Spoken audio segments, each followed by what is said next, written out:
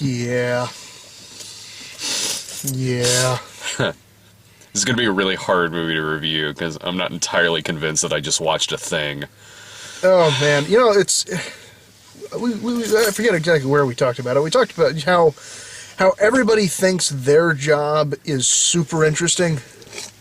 Like, to a point, you know, it's like, you know, you think that, you know, because you're wrapped up in it all day or whatever, so, you know, your job's really interesting. And to you it is, and, you know, to the people you're working with at the time. But when you explain it to people who aren't in that industry or who don't do that, it's just not interesting.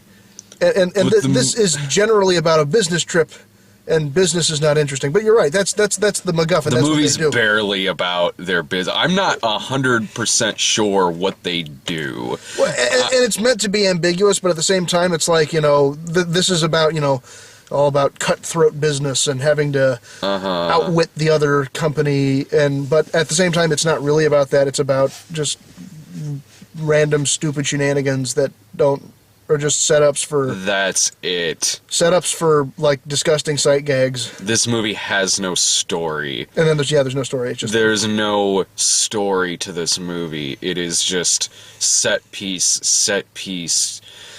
jokes with no punchlines. Like, if you've seen the trailer for this movie, just imagine 90 minutes of just randomness like that strung together, and that's it. It's the trailer for 90 minutes. Yeah. The opening... That's why it's called Unfinished Business, because it's referring to the fucking script. And so, the opening scene is this movie has no characters, it has no story, it has no jokes, it has nothing. It has no backstory, it has no... Again, I don't know what they do, and neither does the movie, because the entire thing is gearing towards a presentation that it frequently cuts away from, so I don't know what the fuck they're trying to sell. I don't know who does... I don't know why I don't know what Dave Franco's job is. I barely know what Tom Wilkinson's job is, and Vince Vaughn is the boss. Right. Yeah, because the whole like point is we got to get to this presentation. Yeah, they do like what 2-3 of them in the movie or something like that. And the whole point is we got to get to the present, and then they get to the presentation. You're right, and then there's one very like terrible attempt at a joke, and then they cut away from the... And it cuts away from the presentation. Earlier in the movie, things are so confusing in this. Or when he first gives his presentation at the beginning, and he faints... I thought it was because Sienna Miller, like, maybe drugged him or something like that. No, that was a callback to a throwaway line with his wife saying, hey, men over 40s who don't eat could possibly faint. I think that was the setup for that. Okay. Only it just randomly happens there. It randomly happened, and since, boy, howdy, do they want their fucking R rating in this, so it doesn't matter where the fuck they are, titties might fucking happen. At any goddamn minute, titties might happen in this movie. And at any goddamn minute, whether he's... Look, I realize I'm the last person who needs to be talking about vulgarity in a movie, but I get it, movie. You want an R, like yeah, but it's like they said let's make it an R-rated movie so we can say fuck all we want and bring titties in for no reason. Fuck in the middle of like boardroom meetings and presentations when he's talking to his kid, like it's just. It's not worked in well. They got in titties and the F word, and they completely forgot to write jokes. You know? The movie's opening scene is the opening scene from the trailer when he leaves his job and wants to go off to start his own business. That's the opening scene. Right. That is when we are first introduced to these characters. We're first introduced to him. We're first introduced to Sienna Miller. Right. We are introduced to Tom Wilkinson and Dave Franco because they also happen to be leaving the building when he goes out in the parking lot. Right. That is the most we know about these two characters. And they've somehow stuck with him for a year, because it jumps ahead a year later when they're having this big business meeting in Germany. That's the movie. There's Yeah. no story. That's it. Yeah, yeah. They just have to go to Germany to close a deal. I don't know how they've been afloat for a year. I don't know what they do. I don't know how they're a serious competitor with this other company. I don't know because the movie doesn't fucking tell us. Right. And every 45 minutes, narration will happen from Vince Vaughn to tell us shit we don't need to know while not telling us stuff we should know. It's because they think the audience is too fucking stupid to know what they do for a living, so they Right. just simply don't tell us. Right. Yet they'll tell us in narration things we already do know because, again, they think the audience is so stupid. Right. Pretty much, yeah. It's 90 minutes of sequences that can be switched around. They can literally be placed anywhere in there's this no movie. there's no sequential necessary order to any of it. No, none. It is all plot. It is just a bunch of stuff happens. Yeah, that's it. It's just you could take that scene of them on the airplane with the guy with the veteran, like that could have been at the end of the movie when they were on the airplane. Right. The wheelbarrow thing could be anywhere in the movie. The thing with the maid, which is one of the precious couple times I kind of snickered in the movie. Right, yeah. The misunderstanding with the maid and the hooker maid, that could have gone anywhere in this film. Yeah. That could have gone in. It could. That's in the first 20 minutes, and it Yeah. could have been in the last 20 minutes. It doesn't matter. Nothing flows in this. It is just, we are just shenanigans. That's Yeah, it. yeah. Oh my God, did you know that this time of year is when there's going to be 30,000, like, gays in yeah. Germany? Oh my God. So, like, comedic set piece, like, there's dialogue with Vince Vaughn in a bathroom with a bunch of dicks hanging out of glory holes. Whoa, shenanigans. Dave Franco comes in and slips and hits his head on a fucking dick. Right. Ha ha ha! And there's none of these scenes have punchlines. No. The punchline in that scene is Dave Franco gets up and says, "My face has touched a penis." Uh-huh. Cut to next scene. Just terrible. We were almost the only ones there. It would have been great if we would. Well, that guy really enjoyed it. Did he? He was laughing through the whole thing. Oh, okay. I was zoning out so hard in this movie. I think he was the only guy that probably has enjoyed this movie. Fuck. At least it found its audience. That one guy. I like that guy about as much as I like this movie. Because that one guy strolling in during the previews meant we couldn't talk during it. It's true. Yeah, we had to be quiet and respectful. Fuck. Fucking focus. God damn it. Focus. There we go. There we go. Sorry. No, yeah, just well, I don't know. There's just so little to say because there's so little meat to any of this because I didn't care about what they were doing. It seemed like honestly the only thing that had any type of character meat to it was the fact that Vince Vaughn's family was basically falling apart. Like, There's like this weird subplot about bullying for in it. his two kids, and like he's not there for them, and he wants to be there for them. All of this means nothing because this is only in the fucking movie. This is only in the fucking movie so they can advertise FaceTime. Oh yeah, but the I thing was is, leaning for it. It's throwing the autofocus on. that's better. Yeah. Yeah, it's good. Okay, well, no, it's but I don't get what the message is. I mean, I guess he realizes he needs to be more, I don't know. available for his kids because it's not about being there for him because he makes the deal and they are going to continue doing. They're going to continue their deal. They're going to continue working exactly the same way he's been working. Yeah, there's none of this is resolved. His kid's going to go on to another school, and he even says to his kid, he's like, "You're probably going to get bullied there too." You're right. Yeah. The daughter, he sticks up for his son at school, and he's like, "Why don't you let Daddy handle this?" It's like, no, she should kick someone's ass if they're right. picking on. Yeah, the family her sticks brother. together or something, like that. I don't know, but They have all of their scenes together are via FaceTime. Sure, yeah. Just to advertise FaceTime. That is the only reason it's in this movie. Because, speaking of advertising, boy, howdy, is this movie filled with endless fucking product placement. Oh man, and there's nothing wrong with putting a product in a movie because everybody needs to make money. Yeah. I get it. I totally understand that. But it's when they do it so ham-fistedly that it's not product placement anymore. It's a commercial. It's a commercial. This movie is commercial. shot like a commercial. Yeah.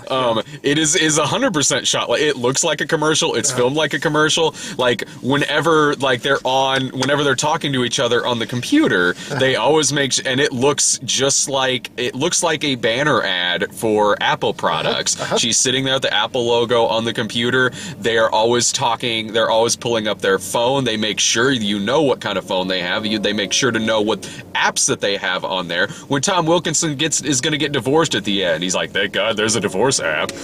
Yeah, and the thing is okay, the divorce app thing, that's crossing the line. But like holding up an Apple iPhone, okay, whatever.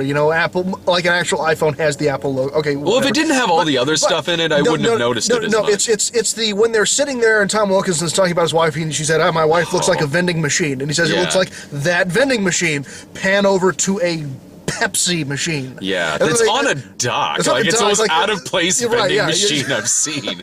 Where does that thing get electricity from? It's a very well lit vending machine, right? In the middle of the night on a dock, and and then several times they go like that vending machine. And they go, oh, she's square like that vending machine, and then it ends with little Franco going, "I'm gonna go get a Pepsi." Yes, just in case you didn't see it in the 5,000 times they cut to it, and just in case you can't read, Dave Franco will help you out by telling you it's a Pepsi, and I'm gonna go get one. And telling you it's a fucking Pepsi machine. And then later on, when they get lost, they make sure you know exactly how to navigate orbits on your phone. Exactly how to do that. They tell you I got an orbits alert, look. Yeah. Yes. Constantly. It's gotta rival that fucking sex tape movie with Cameron Diaz that Brian and Sarah went to go see in terms of product placement. It's insane. It's fucking insufferable. Oh man. It got to the point to where that was really all I was kind of paying attention to in the movie, because it had no plot.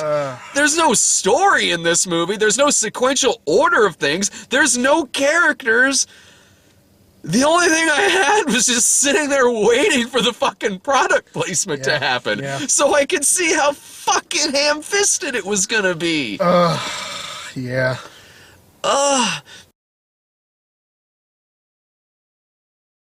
Man, and they keep, just in case you forget what a punchline is gonna be, they keep fucking bringing the shit up, like the wheelbarrow gag that you see in the trailer.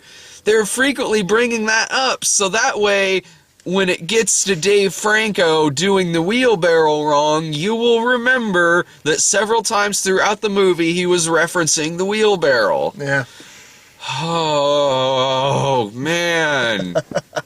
And I've liked Dave Franco in some things. Well, I can say that for all three of them. I've liked Tom Wilkinson in certain things. And there's certain things I've liked Vince Vaughn. Oh, yeah. It's and honestly, like, a much better script, Vince Vaughn would have been fine in this. He would have been an actual character. Yeah. Well, he was kind of playing the straight man, which he does usually pretty well. Yeah. But there's nothing for him to latch onto. I mean, like I said, the closest thing to anything like a character was with his family, but they lightly glance over it, and instead of saying, you know what, from now on, I'm going to be this kind of parent, or you know what, work's not as important, or I mean, I'm still, I can find a different type of work to do that can get me closer to my family. No, it's, I'm going to do some seagull parenting, and then I'm going to, just continue doing the same job that I do because I was successful. And oops, my kid mixed up the suitcases, so I got my wife's clothes, so I gotta go jogging in like lady spandex and shit. And wouldn't you know it, he runs into the business people on the way back to the shenanigans. You know what joke I hate?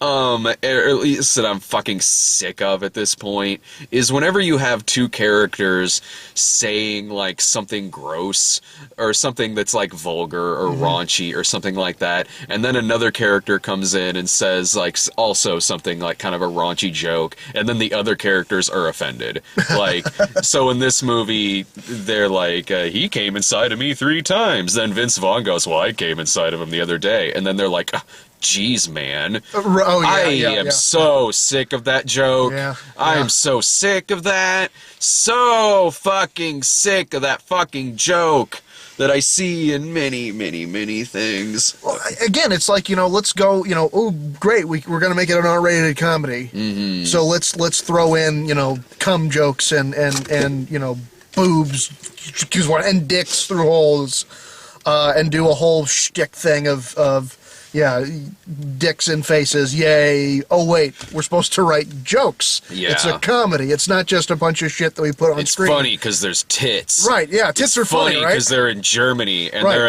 they're in a co-ed Oh, right, the sauna. sauna. So Yeah. there's tits. Haha, isn't that funny? It's funny because That's a she's comedy. 50 and her tits are hanging out. Right, yeah. So, it's a... Good on that woman.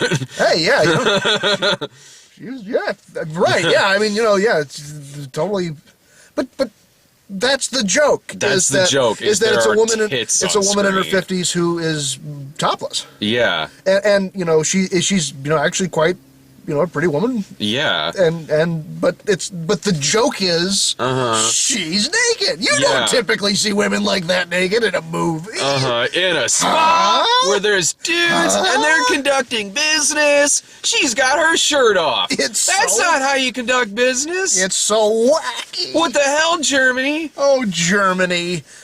And your titties and your saunas Saunas and and oh my god. glory holes and shit and what? Yeah. I don't know. It's funny because there's a dick hanging out a hole right. and you hear voices behind it. Ha, ha, ha, ha, ha, ha, ha. The dick touched my face. I'm convinced this movie is only 90 minutes long because Dave Franco takes a minute to spit out one line. It's true. Yeah. I don't know what. Okay, this is less like he's just socially awkward and more like he is playing a mentally challenged man. Right. Yeah. And, but they never really say if he is. They say he just lives in a home for other guys, and like he's their counselor. He has no backstory. But then you meet the other guys, and they don't look like they're functionally disabled or They special talked needs. a little like him. I guess, a but couple like of they the guys did. So it's just so what exactly was he? I don't know what he. I don't know what he did for this company. I don't know where he came from. I don't know what his problem is. It's like they decided it would be insensitive to go full retard or something like that. Yeah. It's like that'd be insensitive. So let's just say he's from a house of people that is different. So let's not give him any backstory. No, He's no. just there. It's funny because he talks funny. That is his character. It's supposed to be funny because he talks funny. Right, and he gets words wrong, so they make Yeah. he doesn't say the word correctly. And he. And it's like, no, is he actually special needs? And if that's the case, then we shouldn't make fun of him. It's like that's kind of cruel to make. It's get it. He's special needs. And yeah. You're right. Oh, I mean, and that's the other just joke terrible. is that he has a silly last name, You pancake, yeah. his Mike last name. Pancake. Mike But you Pancake. see that in the trailer. And that joke was dead before it even started, but still they hit that joke again and Oh again. man. Because people don't have names like Pancake. Pancake. This movie has a joke about a German guy whose name happens to be Karen. Right, yeah. Because in the States, that's a lady name. Right. We're Americans. I can't. We tend to have kind of a rating scale on here, sort of. Like, we're we? like, yeah. And that, like, typically we're like, okay, you go see it, or you'll be like, yeah, this is worth shelving out, sure. full price for, Right, or right. like, matinee, Netflix, rental. And then there's also, I think the lowest one we usually say is just is to just skip it. Yeah. We need a term for what is effectively 0 stars. You call it unfinished business from now on? That's a good idea, actually. That's actually a good idea. 0 stars is unfinished this is business. unfinished There's business. no characters. There's no script. There's you're no right. punchlines. This movie is literally unfinished business. They it- put an unfinished film in the theaters. Well, it's before they added in all the jokes. So you have to put in those. You know, when you're making a script, it's like making it's like baking. You can't add certain ingredients after a certain point, otherwise it'll ruin them. By the way, I'm a terrible baker, but no, it's no, yeah, that's the point. Is they, the jokes would have come next, but the writer died, and so they Before the plot could happen. before they could finish the plot. The plot hadn't fully risen yet. It's like a souffle. You have to let it go at a certain. Okay. And what is this? It's like Sienna Miller's like sort of the villain here, even though she's I mean she's a bitch, but she's Right. got to just doing her job. Right? Yeah. Like, She's like, yeah. But the thing is that. Yeah, she's the villain, but she never does anything villainous. I mean, if anybody does sort of something, is the James Marsden character. yeah, he's just like he's a dick. He's just a and dick. Yeah. So no, the villain is just there's no villain. There really No, isn't. it's that they got outmoved business-wise by this other Yeah. company that had. It seemed like a much bigger company with better infrastructure. Yeah. I mean, like to talk about how boring business is, but if they don't even have an office, like so like they move industrial. Their office is Dunkin' Donuts. And their office is Dunkin' Donuts. They've been operating for a year out of Dunkin' Donuts, and somehow they have the infrastructure. Yeah. Like, okay, all right, let's get boring here. I used to work in procurement, which is basically supply chain management. This shit just doesn't happen, okay? Yeah. You have to have lots of different vendors and lots of different businesses all lined up and ready to work with you Yeah. before you can do this. And the other thing is that major companies, when doing procurements, they sometimes require that the company have like 5 years experience, okay? So an enormous company that has, headquartered out of Berlin, Germany, and the head guy says, I employ 200,000 people. Yeah. I mean, that company's only been around for a year. They don't have an office. I mean, I don't care what They can't numbers. because- I don't care what numbers. And that's the numbers. The numbers is the whole guy. Oh, our numbers are good. Our numbers are good. Yeah. I can come up with great numbers. Yeah. If I don't have a fucking office or a supply chain, They can't there's no work way in in an hell. office. There's no way in hell that they're actually going to be able to deliver Yeah. on everything that they say. I mean, it's. They can't work in an office because then they can't advertise Dunkin' Donuts, right? Yeah, yeah. Another scene where they say, "Let's go to Dunkin' Donuts," and in case you didn't hear them, there's a big old shot of a Dunkin' Donuts sign before they go inside. Exterior day. A big old Dunkin' Donuts. Yeah. The shot lingers on Dunkin' Donuts long Yeah. enough for people to get really annoyed by the fact that it says Dunkin' Donuts, and then Yeah. slow pan down through the Dunkin' Donuts. Oi. Which I'm sorry, unless you're getting like donuts or coffee that you've added a lot of stuff to, Dunkin' Donuts is kind of gross. Well, there goes our sponsorship. We got a mellow cream here, like that's way They're not gonna better. sponsor us. But the donuts at Backpedal. We gotta try to, no, I'm not backpedaling. Dunkin' Donuts is gross. I stand by their donuts are good. Donuts are fantastic. Their sandwiches mess my stomach up more than that McRib I ate at a Speedway gas station. that was your first problem. Yeah. Because Dunkin' Donuts are really good, it makes you forget that their other food's gross. So you go in there sometimes I'll forget, and I'll be at like the train station or I'll be somewhere and I'll be like, okay, let me get this like a sausage, egg, and cheese like sandwich. Ugh. They scoop this out of a gym. Yeah. This is really sweaty.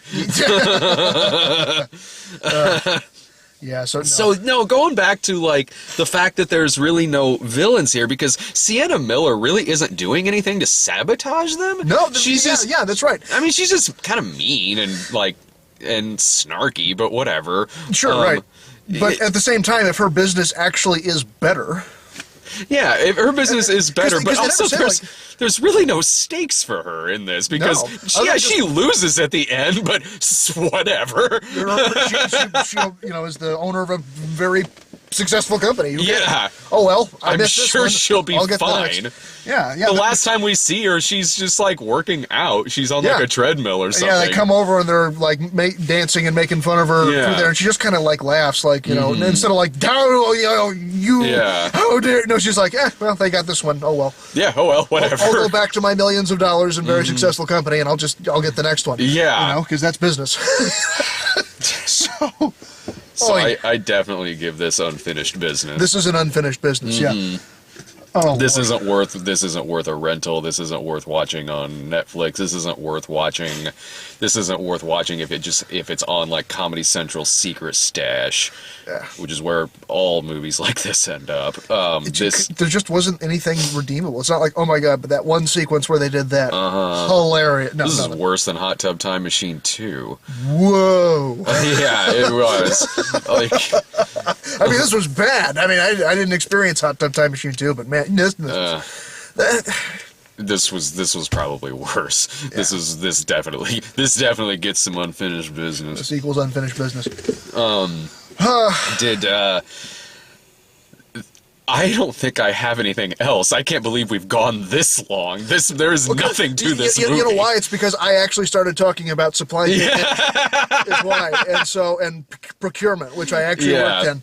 So you want to talk boring as shit? that's what I can talk about. No. You got any final thoughts? That's all I can say. Yeah, I've got nothing. This was all the trailers for this movie just completely went in one ear and out the other for me. I didn't really have much of a reaction at all towards the trailer. Right. And now having seen the movie, boy, is this a forgettable fucking mess. Oh, but yeah. it is way, no matter how bad you think the trailer for this movie looks, if you think by the trailer it just looks meh, it's worse. Yeah. It's way worse. This is a shitty fucking movie. It's barely a movie. It is barely a movie. It is a collection of filmed events Yeah, put to music. it certainly is moving pictures. There's motion. There are pictures and they are moving. It has sound. It's a talkie. There are It's a people talkie. in it. It's a talkie. So yeah. There's we're All right, next week is Cinderella. Uh-huh. And Run All Night. Hell yeah. Liam Neeson shooting up some shit. I need that shit after this. When will people stop fucking with Liam Neeson's family? I hope never. True, but it never works out. I mean, that's the thing, is that it never works out for him. Maybe it's the I'm one looking movie forward where, to that. maybe it's the one movie where they kill Liam Neeson and then his entire family it just ends. It's like, well, shit. I did not see that coming. I would not have seen that coming either. That's a now that's a twist. That would be a twist. All right. See ya. See ya.